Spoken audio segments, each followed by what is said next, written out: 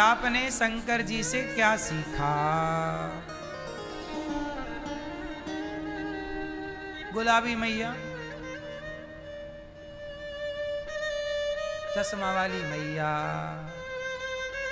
नहीं चश्मा लगाए रहो, चश्मा से कोई दिक्कत थोड़ी है। मैया आप बताओ मेरी माँ, शंकर जी के मंदिर में आप गई हो, क्या सीखा?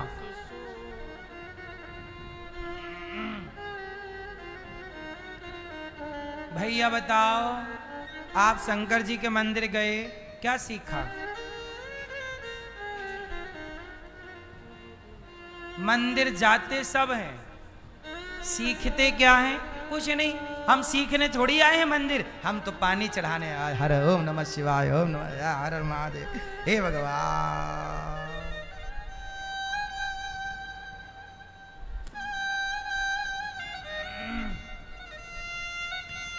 शंकर जी का मंदिर बहुत कुछ सिखाता है। शंकर जी का मंदिर, राम जी का मंदिर, भगवान कृष्ण का मंदिर अपने आप में एक यूनिवर्सिटी है। सीखना चाहो तो, नहीं सीखना चाहो तो कुछ नहीं है। सुनो, शंकर जी के मंदिर से मैंने क्या सीखा? केवल मैं मंदिर जाता नहीं हूं, मंदिर में बैठे अपने आराध्य के बताए रास्ते पर मैं चलता भी हूं। शंकर जी का मंदिर क्या सिखाता है? शंकर जी के मंदिर में ऐसा कोई मंदिर ना होगा शंकर जी का जिस मंदिर में माता पार्वती ना हो। कौन ना हो?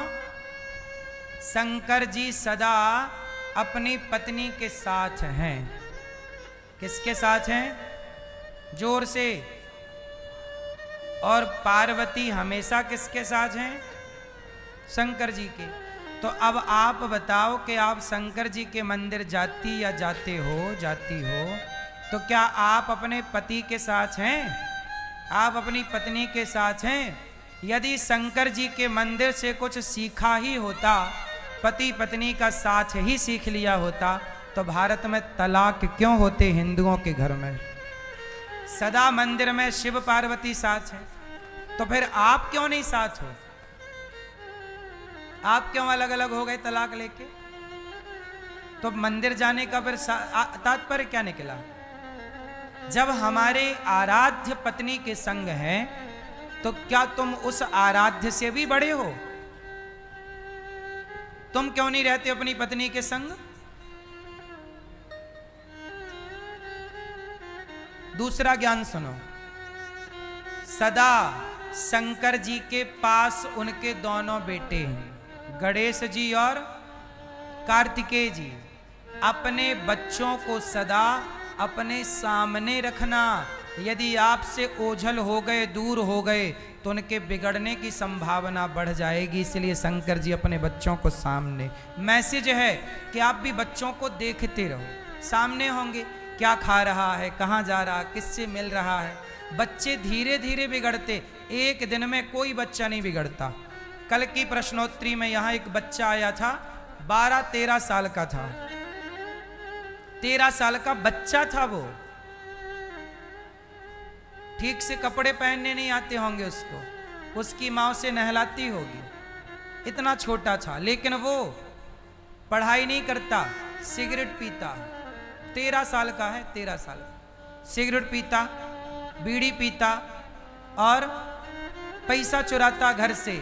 मैंने पूछा कितने चुराए? बोले 30 रुपया चुराए।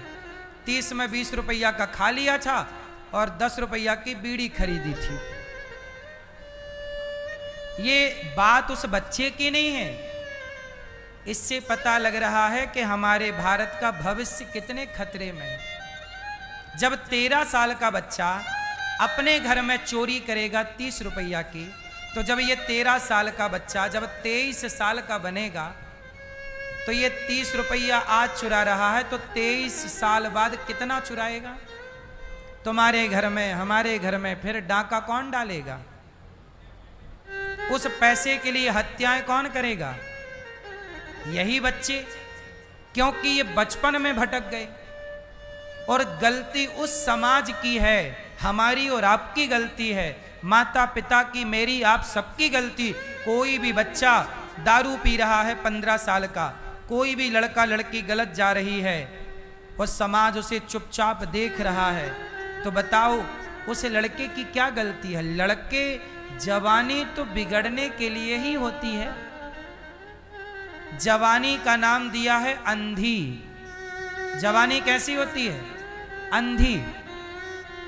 लड़कपन अंधा है, जवानी अंधी है।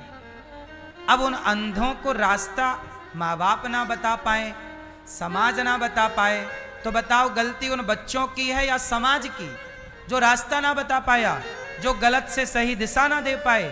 आप ही बताओ किसकी गलती है? आज समाज जिम्मेदारी निभा रहा है, आज समाज केवल निंदा चुगली करने में लगा है। तुम्हारा बेटा बिगड़ता है तो लोग मजाक उड़ाते हैं। मजाक उड़ाना सही है, क्या आप सुधार नहीं सकते? क्या तुम्हारी जिम्मेदारी नहीं है? यहां कोई बच्चा आता है, बहुत सारी लड़कियां आ जाती हैं यहां भाग के अपने घर से, हम उन्हें समझाते हैं और फिर उनको उनके माँ बाप के हाथ में सौंपते हैं।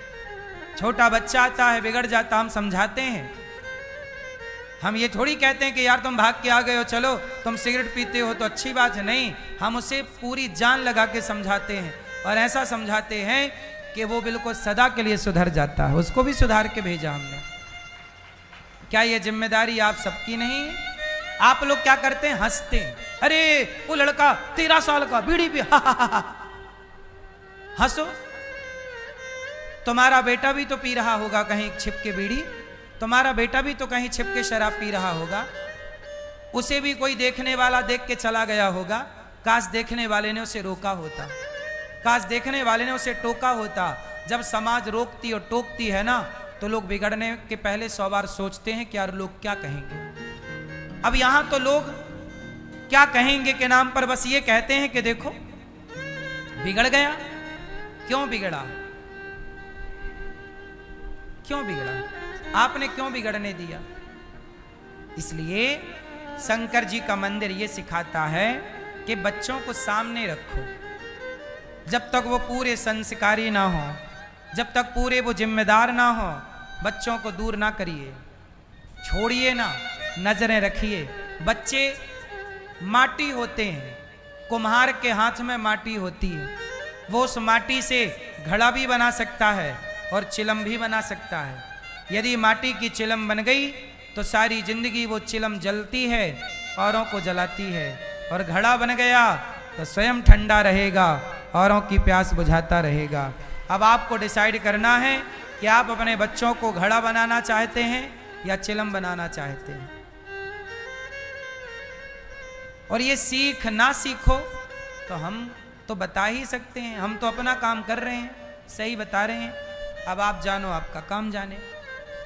शंकर जी के मंदिर से ये सीख मिलती है। शंकर जी के मंदिर से तीसरी शिक्षा, शंकर जी भस्मी रमाते हैं। क्या लगाते हैं? भस्म।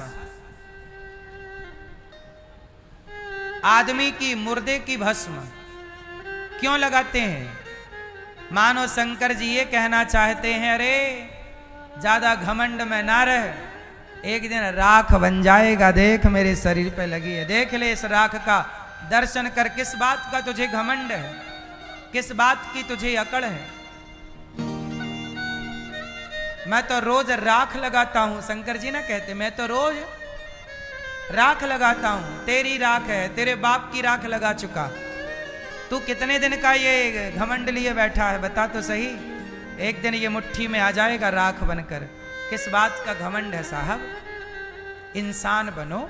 मंदिर सिखाते हैं कि अच्छे इंसान बनो, किसी के काम आओ। आजकल लोग काम नहीं आ रहे हैं किसी के, ना बेटा माँ बाप के काम आ रहा है, ना कोई किसी के काम आ रहा है। मेरा मानना है, मैंने रामचरितमानस पढ़ी, मैंने थोड़े से पुराण पढ़े, मैंने संतों की संगति की, और मैंने आज तक, मेरी माँ, मैंने आज तक जितना पढ़ा, जितना सुना, जितना सीखा, मैंने सबका सार जाना। रामचरितमानस में भी उत्तरकांड में गोस्वामी जी कहते हैं कि इस धरती का सबसे सुंदर काम है भगवान राम कहते हैं कि सबसे प्रिय मुझे कोई है तो सेवक, सेवा करने वाला मुझे सबसे प्रिय लगता है। सेवा करने वाला जो भक्त है वही भगवान को प्रिय लगता है। इसलिए सेवक बनिए।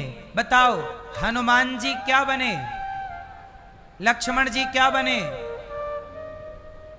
आप सेवक हैं, इसलिए सेवक बनो।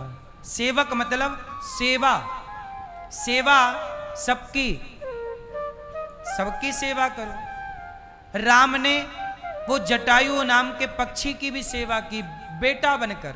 जटायु का तो कोई नहीं था, पंख काट दिए रावण ने, पड़ा था बेचारा जटायु। लेकिन राम पहुंचे तो उस पक्षी पर भी दया की, पक्षी को गले लगाया और उसका संस्कार ऐसे किया जैसे कोई बेटा अपने बाप का संस्कार करता हो।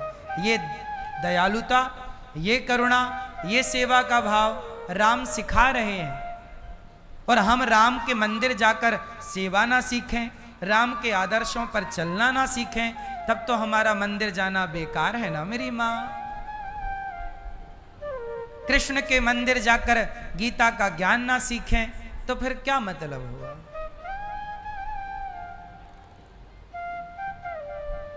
कब तक सीखें? जब तक शरीर है। रोज सीखो, एक बात अच्छी रोज सीखो, एक बात पर रोज चलो। इसलिए ये दास अनिरुद्ध, मैंने भी सेवा को पकड़ा है। ये दास ने सेवा, क्योंकि मेरे साथ कोई चलेगा तो कौन चलेगा? मेरी, जोर से, मेरी सेवा। सबसे बड़ा पुण्य है सेवा।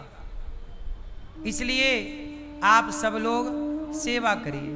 अपने माता, अपने पिता की सेवा करिए, अपने वृद्धों की सेवा करिए, कोई दीन, कोई दुखी की सेवा करिए। ये दास अनिरुद्ध आपको कथा सुनाता है और बचा हुआ समय